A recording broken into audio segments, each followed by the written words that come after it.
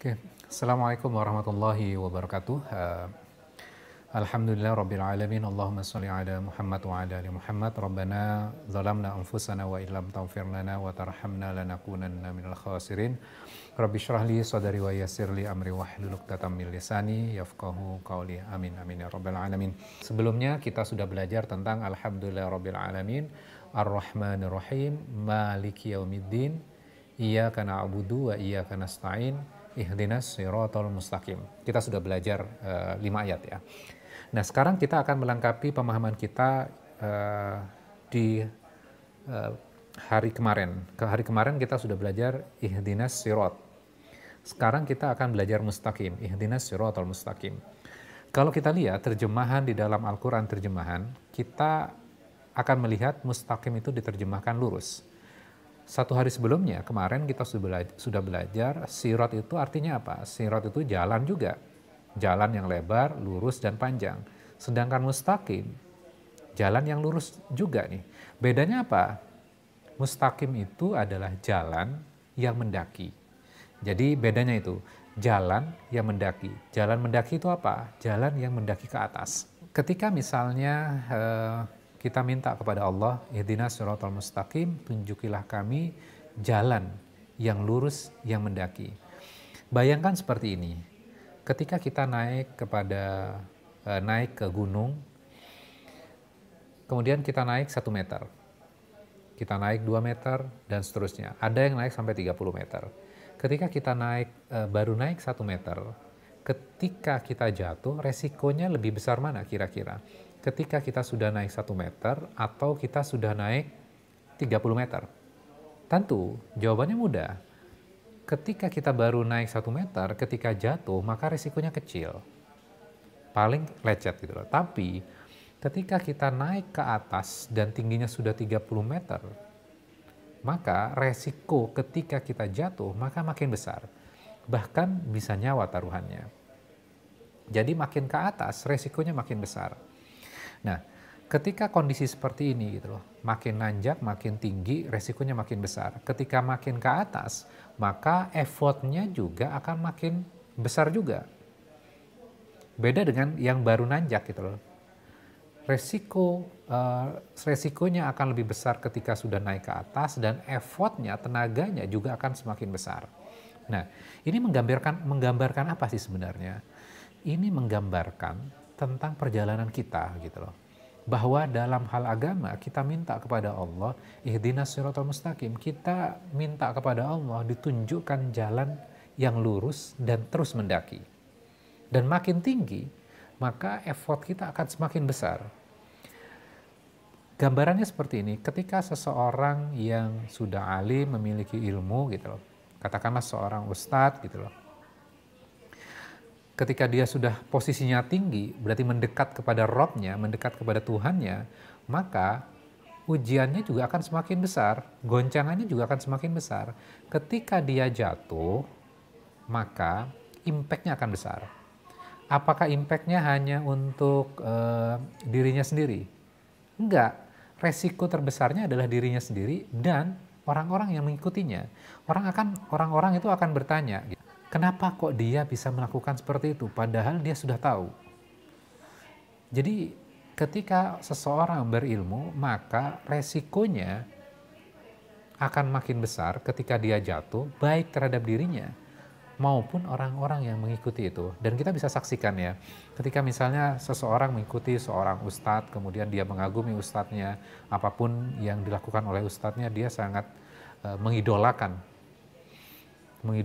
dan segala macamnya. Namun suatu saat ustadznya melakukan kesalahan dan akhirnya dia patah hati terhadap ustadznya. Sehingga itu berpengaruh terhadap keimanannya dan ini yang berbahaya. Makanya orang-orang yang tinggi derajatnya, alim, ilmu, memiliki ilmu ustadz dan memiliki posisi yang tinggi, maka dia makin hati-hati. Makin hati-hati, makin waspada, makin dia menambah amalnya. Qiyamul lailnya akan semakin banyak, saumnya juga semakin besar. Dan ini kita bisa lihat ya pada diri Rasulullah gitu loh. Rasulullah itu sudah dijamin dengan surga. Namun apa yang dilakukan oleh Rasulullah? Rasulullah masih menambah durasi sholat malamnya. Jadi bagaimana luar biasanya ketika posisi Rasulullah itu tinggi dan ada jaminan surga, maka Rasulullah itu makin menambah ibadahnya, makin santun, makin bijak. Nah, ini yang harusnya kita tauladani ya. Kita balik lagi, ihdinas siratal mustaqim. Ini menjadi sebuah pelajaran kepada kita. Kita minta kepada Allah, ya Allah berikan petunjuk kepada kami jalan yang lurus. Ketika kita memiliki ilmu, kita memiliki sebuah amal yang luar biasa, maka kita harus ingat, di dalam surat Al-Fatihah ini kita minta kepada Allah apa? Dan kita memiliki komitmen. Komitmennya apa? Ihdinas iyyaka na'budu. Kita memiliki komitmen untuk menjadi hamba. Nah, karakter hamba itu apa? Karakter hamba itu adalah dia merendah, bukan meninggi. Jadi kalau kita punya ilmu, bukan kita meninggi, tapi karakter hamba itu adalah dia merendah. Oke, mudah-mudahan ini bisa menjadi pelajaran buat kita. Jadi ihdinas siratal mustaqim kita udah selesaikan. Oke, berikutnya adalah siratal ladzina an'amta 'alaihim. An'amta, kita minta ditunjukkan kepada an'amta. An'amta ini apa? Kalau kita lihat grammarnya, maka an'amta ini adalah bentuk past tense. Jadi kalau kita terjemahkan apa? Kita minta ditunjukkan kepada jalan-jalan orang yang telah. Jadi yang telah lulus, yang telah diberikan nikmat. Berarti orang-orang ini adalah orang-orang yang sudah lulus. Siapakah orang-orang yang lulus itu? Yang sudah, past tense kan bentuknya. Past tense berarti sesuatu yang sudah terjadi. Siapa orang-orang itu? Orang-orang itu adalah yang sudah disebutkan di dalam Al-Quran. Itu udah proven gitu loh. Jadi contohnya sudah Allah ceritakan di dalam Al-Quran. Contohnya misalnya Ashabul Kahfi. Itu adalah orang-orang yang sukses, yang sudah diberikan nikmat. Contoh yang lain misalnya di surat Yasin. Laki-laki dari penghujung kota. Allah hadiahkan apa? Allah hadiahkan surga kepada laki-laki dari penghujung kota. Insya Allah nanti kita akan pelajari terpisah. Namun poinnya adalah orang-orang yang telah diberikan nikmat, berarti orang-orang yang sudah lulus, yang sudah Allah ceritakan di dalam Al-Quran. Nah sekarang gini, kita lihat dalam kehidupan kita, kalau misalnya orang-orang yang sama-sama masih hidup dengan kita gitu loh, itu sudah proven atau belum? Belum, karena sama-sama diuji nih, belum lulus ujian. Makanya kan ketika kita mengidolakan seseorang gitu loh, entah namanya ustadz, kiai, atau siapapun gitu loh. Maka kita itu hidup juga memiliki sama-sama ujian gitu loh. Sehingga ketika kita mengidolakan itu, kemudian beliau-beliau melakukan kesalahan, ini kan akan memiliki impact ya, memiliki impact. Makanya di dalam surat Al-Fatihah ini yang diceritakan adalah an'amta, orang-orang yang telah, orang-orang yang sudah lulus. Yaitu yang diceritakan di dalam Al-Quran. Sedangkan yang kita sama-sama hidup ini gitu loh, kita sama-sama berjuang. Tadi bahwa orang-orang yang sudah memiliki ilmu, maka mereka butuh effort yang lebih besar. Jadi mereka akan menjaga dirinya, mereka akan menambah amal ibadahnya supaya tidak terjatuh. Maka attitude kita terhadap ustadz kita, terhadap ulama kita, apa yang harus kita lakukan? Mereka punya peluang juga kok melakukan kesalahan. Apa yang harus kita lakukan? Yang harus kita lakukan adalah kita doakan mereka gitu loh. Nah seringkali yang terjadi adalah ketika misalnya ustadz melakukan sebuah kesalahan, yang ada adalah seringkali kita menghujat. Ah dia kelakuannya aja masih seperti itu. Ah dia juga cerai. Nah seringkali kan kita akhirnya apa? Antipati gitu loh. Kalau kita belajar dari konsep surat Al-Fatihah ini, sesungguhnya setiap manusia pasti akan memiliki ujian. Makin tinggi levelnya, maka ujiannya akan semakin besar. Dan impact-nya apa? Impact-nya juga akan besar. Kalau jatuh dari tempat yang tinggi, resikonya juga akan makin besar. Nah ini yang harus kita pahami. Jadi ketika misalnya ada seseorang yang melakukan kesalahan, maka jangan menghina, jangan mencemooh. Karena di dalam Al-Quran tidak ada perintah kita untuk mencemooh dan menghina seseorang gitu loh. Nah ini yang benar-benar kita harus pahami gitu loh. Jangan sampai kita mengaplikasikan sesuatu yang sebenarnya tidak diajarkan oleh Islam, tidak diajarkan di dalam Al-Quran gitu loh. Mencemooh, menghina orang lain. Oke, sekarang kita akan belajar maldu. Ghairil maghdubi alaihim waladdallin. Ghairi itu apa? Jadi kalau kita bahasa sederhananya adalah saya nggak mau model yang seperti apa? Maghdu dan dolin. Maghdu itu apa? Orang yang dimurkai atau dimarahi. Dolin itu apa? Orang yang tersesat. Nah, ketika Rasulullah ditanya, siapakah maghdubi itu dan dolin itu siapa ya Rasulullah? Rasulullah menjawab sederhana, yaitu Yahud dan Nasoro, yaitu orang-orang Yahudi dan orang-orang Nasrani. Nah, pertanyaannya buat kita, hadis itu sahih. Nah, sekarang kita harus pelajari benar-benar hadis itu. Konteksnya apa? Apakah kita membenci Yahudinya, kita membenci Nasraninya, atau karakter dari Yahudi, atau karakter dari Nasraninya? Kira-kira yang mana? Menurut kita, orangnya atau karakternya? Jangan sampai kita salah. Ketika kita memahami itu, bisa jadi kita membenci orangnya. Padahal yang harusnya kita benci adalah karakternya. Untuk memudahkan, saya berikan sebuah ilustrasi seperti ini. Saya di rumah ada kue coklat yang sangat cantik dan rasanya enak sekali, menggiurkan lah. Kemudian saya mengundang keluarga yang lain untuk datang ke rumah. Kemudian datang ke rumah, ternyata kuenya udah datang duluan karena kan sudah dipersiapkan, dan saya harus sholat ke masjid. Kemudian di rumah itu ada adik yang ada di rumah. Kemudian saya pesan kepada adiknya, "Dek, tolong jaga coklat ini, jangan dimakan. Kita makan kue coklat ini nanti kalau sepupu-sepupu kamu datang semua ya." Oke ya. Kemudian saya tinggal, saya pergi ke masjid, Dedek di rumah. Kemudian tiba-tiba kakak pulang ke rumah, kemudian melihat kue seperti kue yang sangat indah, sangat enak sekali.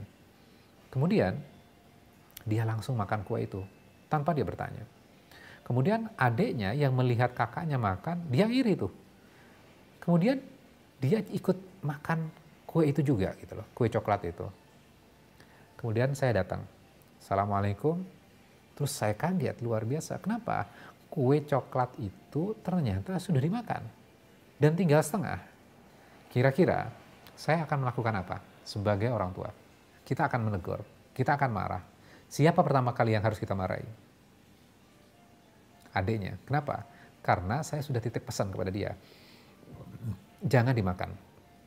Dan dia sudah tahu, tapi dia ikut melakukan. Ikut makan kue itu. Padahal saya sudah melarang, jangan dimakan. Makannya nanti kalau semua sepupu-sepupu kamu sudah datang. Dia menyalahi itu. Kira-kira kakaknya juga salah nggak? Salah. Kenapa? Karena harusnya kakaknya nanya, ini kue buat siapa? Nanya kepada yang di rumah itu kan. Jangan langsung dia melakukan action tanpa dia bertanya, tanpa dia memiliki pengetahuan. Nah, ini adalah contoh. Contoh apa? Satu adalah karakter Yahudi, gitu loh. Jadi dia sudah tahu, si adik ini sudah tahu, tapi dia melakukan kesalahan. Sedangkan Nasoro adalah orang dia tidak tahu, kemudian dia melakukan. Harusnya kan nanya. Jadi analoginya yang tadi tuh, dedek dan kakaknya sama-sama bersalah. Dedeknya salahnya adalah karena dia sudah dipesankan sebuah pesan, dia tidak menjalankan itu, malah melanggar. Sedang kakaknya, dia makan tanpa dia bertanya. Harusnya dia bertanya. Tapi kemarahan besarnya harusnya di mana? Di dedeknya, karena saya sudah titip pesan. Jadi, karakter Yahud itu apa? Karakternya adalah orang-orang yang pintar. Orang-orang yang pintar ini dan mereka mengerti tentang agama. Mereka belajar tentang agama yang banyak, kemudian mereka juga menulis, mereka juga mengeluarkan banyak fatwa. Namun mereka tetap melakukan kesalahan setelah mereka mengerti. Nah, ini yang problem. Mereka mengerti, tapi mereka melakukan kesalahan. Dan bahkan mereka mengubah kata-kata Allah di dalam kitab mereka. Ini adalah karakter mereka. Jadi mereka tahu, tapi mereka tetap melakukan kesalahan. Itu adalah karakter Yahud. Kemudian yang kedua, itu maudhu ya. Kemudian dolin. Dolin itu adalah orang-orang yang dia tidak tahu, tapi dia udah action. Jadi actionnya kan salah. Harusnya dia bertanya dulu gitu loh, sebelum dia action. Nah, ketika orang-orang maudhubi ini gitu loh, orang-orang yang sudah mengetahui tentang agama gitu loh, kemudian dia melakukan kesalahan, pasti kan dia dimurkai, dimarahi kan. Dan menyebabkan apa? Menyebabkan orang lain melakukan kesalahan. Maka kalau kita lihat terjemahannya gitu loh, maudhub itu diterjemahkan apa? Dimurkai. Siapa yang memurkai? Malaikat memurkai, Allah juga memurkai, dan orang-orang yang disesatkan juga memurkai mereka gitu loh. Karena membuat orang lain apa? Melakukan kesalahan gitu loh. Membiarkan orang lain melakukan kesalahan. Gitu. Nah, sekarang pertanyaan gini. Ketika kita membaca surat Al-Fatihah ini, ghairil maghdubi alaihim waladdallin gitu loh. Bisa nggak karakter maghdubi dan dhalin ini ada pada karakter muslim? Bisa nggak? Sangat bisa. Kita muslim, kita bisa tahu banyak hukum ini, fikih itu. Ini yang diharamkan, ini yang dihalalkan. Bisa nggak kita melakukan kesalahan setelah kita tahu? Bisa terjadi. Jadi kita meminta kepada Allah, ya Allah, jangan jadikan kami golongan orang-orang maghdubi, orang-orang yang tahu tapi tetap melakukan kesalahan. Dan juga bukan golongan dhalin, yaitu orang-orang yang nggak tahu tapi mereka sudah action. Jadi karakter dhalin itu adalah mereka tidak memahami dari kitabnya gitu loh. Mereka main terima saja. Urusan kitab itu orang-orang yang memiliki ilmu saja yang mempelajari. Sedangkan saya ya udahlah yang simpel saja. Dan rahib-rahib mereka mengatakan sesuatu yang berbeda isinya dengan kitabnya. Sehingga apa? Mereka tersesat. Bisa terjadi nggak pada kita muslim? Kita main terima saja, kita tidak kembali lagi kepada Al-Quran kita. Harusnya kan kita mengecek kembali di dalam Al-Quran kita. Gitu. Maka kalau kita lihat tafsirnya Buya Hamka mengatakan apa? Tugas seorang ustadz, tugas seorang guru gitu loh, mengantarkan santri-santrinya kepada Al-Quran dan hadis. Itu yang dikatakan. Jadi mengantarkan santrinya, mengantarkan muridnya kepada Al-Quran dan hadis. Makanya ketika kita mengaji gitu loh, attitude-nya harusnya adalah ketika guru kita menyampaikan, kita buka Al-Qurannya. Sehingga ketika misalnya guru kita sudah nggak ada gitu loh, ustadz kita nggak ada, maka Al-Qurannya kan masih bersama dengan diri kita. Nah, seperti itu ya. Mudah-mudahan pelajaran kita sudah selesai di surat Al-Fatihah ini. Mulai dari Alhamdulillahirrabbilalamin, Ar-Rahmanir-Rahim, Maliki Yaumiddin, Iyyaka na'budu wa iyyaka nasta'in, Ihdinas siratal mustaqim, siratal ladzina an'amta 'alaihim ghairil maghdubi 'alaihim waladdallin. Kita sudah menuntaskan, dan yang paling penting adalah ketika kita membaca surat Al-Fatihah, itu harus ada rasa, ada perasaan diri kita, ada hati yang mengikuti. Jadi bukan ketika mengucapkan Alhamdulillah segala puji dan terima kasih, kita mengucapkan dengan selewat aja, Alhamdulillah. Tapi dengan penghayatan, Alhamdulillah. Oke, insya Allah besok kita akan melihat summary-nya, kemudian kita akan melihat lebih ke struktur dari surat Al-Fatihah ini ya. Oke, sekarang saya akan lihat beberapa pertanyaan.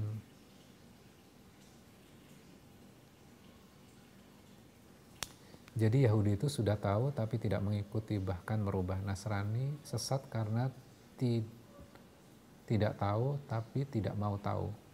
Begitu Pak Ustadz. Ya, kira-kira seperti itu. Jadi orang-orang Yahudi itu adalah orang-orang yang memiliki pengetahuan. Dan kalau kita lihat sejarahnya, orang-orang Yahudi itu ketika zaman Rasulullah itu orang-orang yang memiliki pengetahuan. Mereka bisa baca, mereka bisa tulis. Dan skill ini dimiliki oleh orang-orang Yahudi. Sedangkan Rasulullah sendiri tidak memiliki skill ini. Nah, kalau kita lihat sejarahnya, orang-orang Yahudi itu dari hasil research mereka, dari hasil penelitian mereka, bahwa Nabi dan Rasul, jadi dikenal dengan nubuat ya, prediksi gitu loh. Nabi dan Rasul yang terakhir itu akan singgah di kota Madinah. Maka orang-orang Yahudi itu tinggal di Madinah. Untuk apa? Menunggu Nabi dan Rasul yang terakhir. Ciri-cirinya sudah clear, ciri-cirinya mereka sangat tahu. Makanya di dalam Al-Quran mereka tahu seperti mereka mengetahui anak sendiri gitu loh. Jadi mereka tahu detailnya. Namun ternyata Nabi dan Rasul yang terakhir ini tidak sesuai dengan harapan mereka. Selama ini biasanya Nabi dan Rasul itu selalu dari golongan Bani Israel. Setiap Nabi dan Rasul selalu Bani Israel. Namun ternyata Nabi yang sesuai dengan ciri-ciri dalam kitab mereka ternyata bukan dari Bani Israel, tapi dari bangsa Arab. Keturunan dari siapa? Keturunan dari Ismail, bukan keturunan dari Yakub gitu loh. Jadi Nabi Ibrahim kan memiliki 2 putra, Ismail dan Ishak. Ishak punya anak namanya Yakub. Nah, Yakub ini yang gelarnya Israel. Kemudian memiliki 12 putra, memiliki 12 anak, anaknya adalah Yusuf. Kemudian Benyamin. Kemudian Yusuf akhirnya dibuang oleh saudara-saudaranya, kemudian akhirnya dipungut oleh seorang penguasa, seorang yang bangsawan, kemudian dibawa ke Mesir. Dan akhirnya di tanah Mesir ini Yusuf hidup, kemudian difitnah, kemudian dipenjara. Setelah dipenjara, akhirnya bisa mengungkapkan mimpi, kemudian diangkat menjadi menteri ya di tanah Mesir. Kemudian akhirnya Bani Israel itu tinggal di Mesir. Nah, kemudian Nabi dan Rasul selalu sebagian besar itu, bukan sebagian besar, banyak sekali Nabi dan Rasul itu dari Bani Israel. Sedangkan dari keturunan Ismail tidak ada, kecuali nanti sampai kepada Nabi Muhammad gitu. Jadi mereka merubah, tidak mau, tidak sesuai dengan ekspektasi yang mereka miliki. Sedangkan Nasrani adalah mereka main terima saja keyakinannya gitu loh, bahwa keyakinan itu dari nabi-nabi sebelumnya, dari rasul-rasul sebelumnya adalah tauhid, hanya menyembah satu Tuhan saja. Kemudian dikembangkan, dipersepsikan, dan akhirnya dirubah kitabnya sehingga berubahlah ajaran utamanya. Karena semuanya nanti akan mengacu kepada bapak para nabi. Siapa? Nabi Ibrahim. Nabi Ibrahim ajarannya apa? Hanya menyembah satu Tuhan saja. Kira-kira seperti itu. Kalau mereka membaca kitabnya, maka mereka akan menemukan sebenarnya adalah yang diajarkan adalah ketauhidan gitu. Jadi kita gitu loh, harus memiliki karakter apa? Karakter jangan sampai seperti maldubi dan dolin gitu loh. Dan dolin itu kita ya hanya pasrah saja, mendengarkan, kemudian terima saja tanpa kita membaca dari kitab kita. Oke, alhamdulillah tafsir Al-Azhar 9 buku sudah. Oke. Ini yang di Sidoarjo ya. Kemarin DM saya kemudian bertanya, alhamdulillah sudah mendapatkan tafsir Al-Azhar 9 buku. Mudah-mudahan bisa menikmati tafsir karya Buya Hamka, dan jangan lupa doakan Buya Hamka juga. Insya Allah ilmu itu akan bermanfaat buat kita. Ada save nggak materinya? Oh, materinya nanti akan saya insya Allah akan di-upload di YouTube ya. Bagaimana hukumnya bagi seorang muslim yang tahu dan mengerti tapi tetap melakukan kesalahan dosa dan zalim kepada hamba-hamba sesamanya? Bagaimana cara menyikapi hal tersebut? Tadi kita udah tahu bahwa kategori maldubi itu adalah orang-orang yang tahu tapi mereka tetap melakukan kesalahan. Maka ini akan dikutuk, akan dimarahi, akan bahasanya itu dimurkai, dimarahi gitu loh. Dan semua akhirnya mengutuk orang-orang ini. Maka hukumannya pasti tidak ringan gitu loh. Bahwa yang tadi saya analogikan adik dengan kakak, adiknya pasti dimarahi lebih kencang, dimarahinnya, dihukumnya lebih besar dibandingkan kakaknya.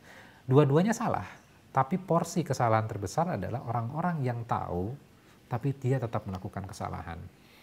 Nah nanti insya Allah kita akan belajar konsep yang berbeda ya di surat yang lain. Ternyata syaitan itu gitu loh, mereka malah menunggu orang-orang yang melakukan, orang-orang yang soleh, orang-orang yang tahu, kemudian akan ditunggu. Jadi bahasa Al-Qur'annya itu setan itu akan duduk-duduk menunggu orang-orang soleh. Pasti mereka akan sampai di titik ini dan pasti mereka akan melakukan kesalahan. Itu yang diharapkan. Jadi sikap kita, cara menyikapinya seperti apa? Ya sikap terbaik adalah kita tidak perlu melihat orang lain. Kita melihat diri kita. Ketika kita tahu, jangan sampai kita melakukan kesalahan. Itu.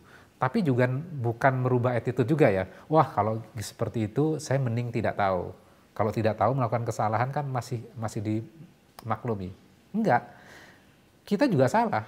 Kenapa? Kita akan masuk kategori dolin gitu loh. Jadi pilihan buat kita muslim apa? Pilihan kita muslim adalah an'amta tadi. Orang-orang yang memiliki pengetahuan dan actionnya sama dengan pengetahuan yang dimilikinya. Oke, kira-kira itu yang kita bisa pelajari hari ini.